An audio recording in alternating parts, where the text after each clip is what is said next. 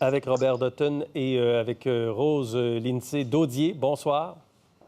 Bonsoir. On va parler d'immobilier dans un instant, mais j'ai une question pour Robert Dutton qui veut se prononcer sur Transat. Robert, l'aide fédérale était, je présume, assez essentielle. Est-ce que vous voyez aujourd'hui, dans ce qui s'est passé, qu'on vient d'assurer l'avenir de Transat? Bien, je pense que ça permet à Transat d'aller chercher, on parle pour les consommateurs, c'est une bonne nouvelle, mais il reste 390 millions pour donner les liquidités pour faire face à la situation. Ce n'est pas un des problèmes de mauvaise gestion ou de problèmes de mauvais plan d'affaires. Les avions ne volent pas. Alors, vraiment, c'est une situation particulière. C'est une décision du gouvernement fédéral. Donc, je pense que c'est une bonne décision aussi pour l'entreprise, mais je dirais pour l'industrie. Il devra le faire pour d'autres aussi. On a parlé de WestJet. Il devra le faire pour la saine compétition. Il ne faudrait pas qu'Air Canada se retrouve le seul compagnie aérienne au Canada. Alors, je pense que moi, je suis content pour la compétition. OK. M. Eustache a dit que M. Pellado est un monsieur très intelligent et il semble avoir de bonnes négociations avec lui. Ça regarde bien du côté de M. Pellado. Oui, ça regarde bien, mais je suis un peu surpris que M. Eustache soit avancé comme ça. Il a dit qu'on a eu des discussions. Mais vous savez, une entreprise publique, quand il y a des discussions, ça relève du conseil d'administration. Le conseil d'administration doit nommer un comité spécial de membres indépendants qui vont embaucher des aviseurs ou des conseillers légaux et financiers pour analyser l'offre ou les offres, peut-être même chercher d'autres offres pour s'assurer qu'on va prendre la meilleure décision au bénéfice des actionnaires, la décision financière, mais aussi au bénéfice de toutes, et j'insiste, toutes les parties prenantes.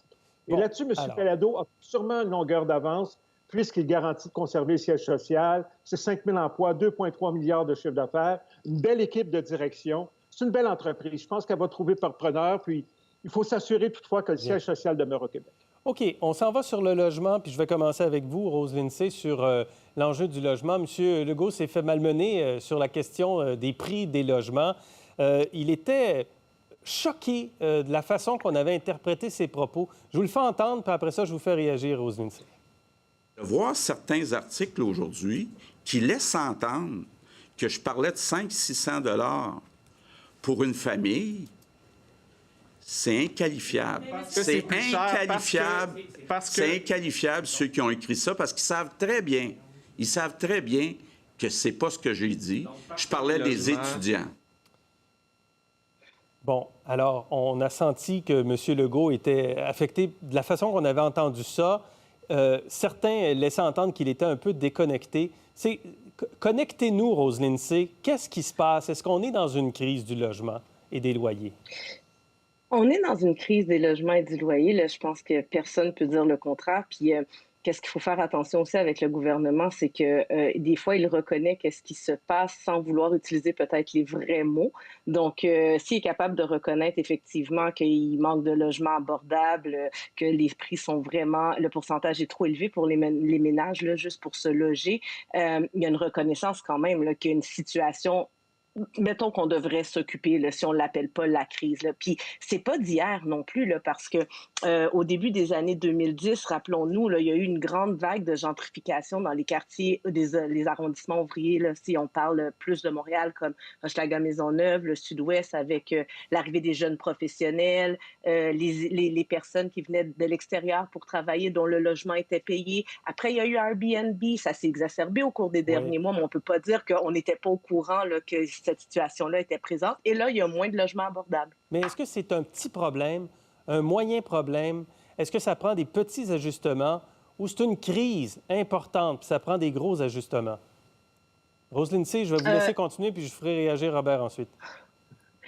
Bien, tout à fait. Il s'agit vraiment d'une. Il y a quand même urgence là, à réagir parce qu'une fois que les gens quittent la ville, une fois qu'ils n'ont plus de place où habiter et que d'autres personnes prennent possession des logements, etc., c'est difficile de revenir à l'arrière. On ne veut pas vivre non plus un San Francisco d'il y a quelques mois, par exemple, à Montréal, où ce que même les travailleurs de la ville ne pouvaient pas habiter le centre-ville. Donc, quand on chasse la classe moyenne qui ne peut pas habiter le centre urbain, il y a vraiment un gros problème. Puis oui, on peut dire la pandémie peut avoir le dos large. C'est vrai qu'il y a plus de 200 000 personnes qui ont perdu leur emploi et donc ont moins de revenus pour les logements, mais il y a ceux-là, puis il y a tous ceux qui avaient accès et besoin des logements abordables Oui. aussi avant la pandémie. Donc, Bon. on se retrouve dans une situation présentement qui est en train d'éclater, là. Robert, qu'en pensez-vous?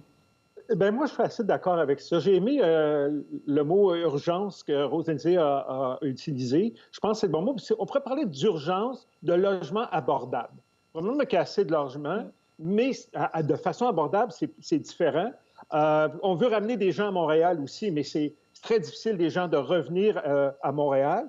Puis ce qui m'inquiète, je pense qu'on devrait être en préoccupation, c'est que si on veut construire des logements, d'ailleurs, c'est très long, à l'heure actuelle, dans ce qui se passe dans la bulle immobilière, le coût des matériaux de construction, puis pas juste le bois, en électricité. Ce matin, j'étais en consultation avec une entreprise dans le secteur des matériaux de construction. C'est incroyable, la rareté de produits aussi, le manque de disponibilité. Oui. Alors, définitivement, on est en situation où on va arriver dans une crise. Je pense que le gouvernement doit prendre ça au sérieux. OK. Alors, il doit faire quoi, le gouvernement, Rose Lindsay? Je vais vous donner quelques suggestions. Gel des loyers. Est-ce qu'on doit aller là, Rose Lindsay? Pour le moment, je pense que ce serait une bonne idée parce qu'il y a présentement pas de mesures comme telles pour régir qu'est-ce qui se passe avec les propriétaires. Et donc, quand on sait qu'à la Régie du logement, il y a peut-être juste 1 des logements présentement que les prix sont réguliers. Donc, il y a 99 des logements qu'on ne voit même pas pourquoi c'est augmenté, etc. Les propriétaires, ils ne prennent pas en soin de leur bâtisse souvent. Et peu importe le prix, ce qui arrive, c'est que il va y avoir des gens, les prix et la qualité, là, je dirais, là, parce que il y a des gens qui les occupent quand même, il y a des gens qui vont payer quand même, donc le problème est là. Donc, s'il y a des gens qui payent et qui les occupent, ben après ça, les gens qui n'ont pas les moyens ou qui trouvent ça insalubre, ben ils n'ont plus de place. Donc, vous êtes ouverte au gel des loyers. Est-ce qu'on doit aller là, Robert? Oui. Moi, je souhaite être ouvert à un plafond pour les 2 prochaines années, donc 2021-2022, parce qu'il faut dire qu'en 2021, là, probablement qu'il y a beaucoup de baux qui sont déjà signés. Il faut dire que la SCHL publiait 4,2 d'augmentation des loyers à Montréal. C'est énorme, 4 c'est très, très au-delà de... plus élevé que les années passées. Puis plus élevé que les années passées. Ça, c'est inquiétant. Dans un ménage, si le coût moyen est de 1 000 ça veut dire au-dessus de 420 c'est de l'argent après pour avoir payé l'impôt sur le revenu. Ça donne beaucoup, beaucoup de pression. Moi, je serais plus d'accord avec un espèce de plafonnement, au moins au coût de la vie, là, pour les 2 prochaines années. Et que pensez-vous d'un registre, Robert, des loyers pour contrôler les augmentations, comme le demande la Ville de Montréal? Écoutez, moi, je trouve que on va un peu trop loin. Je pense que ça pourrait aussi... moi, je me suis regardé, qu'est-ce que les propriétaires vont faire?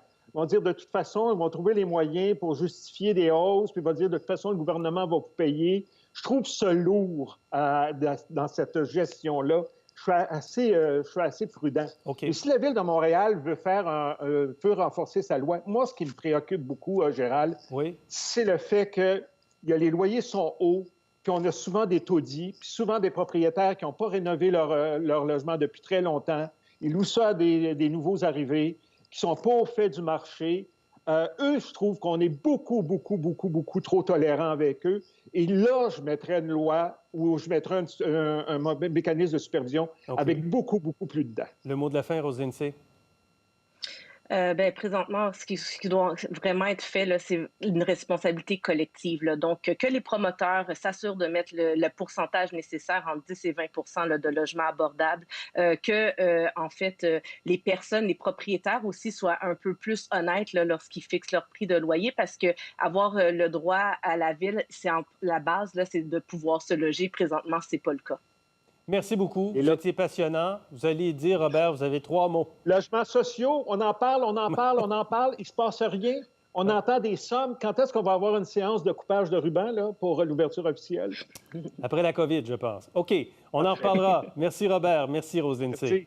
Merci. Pour voir nos émissions en entier, rendez-vous sur la chaîne ICI RDI.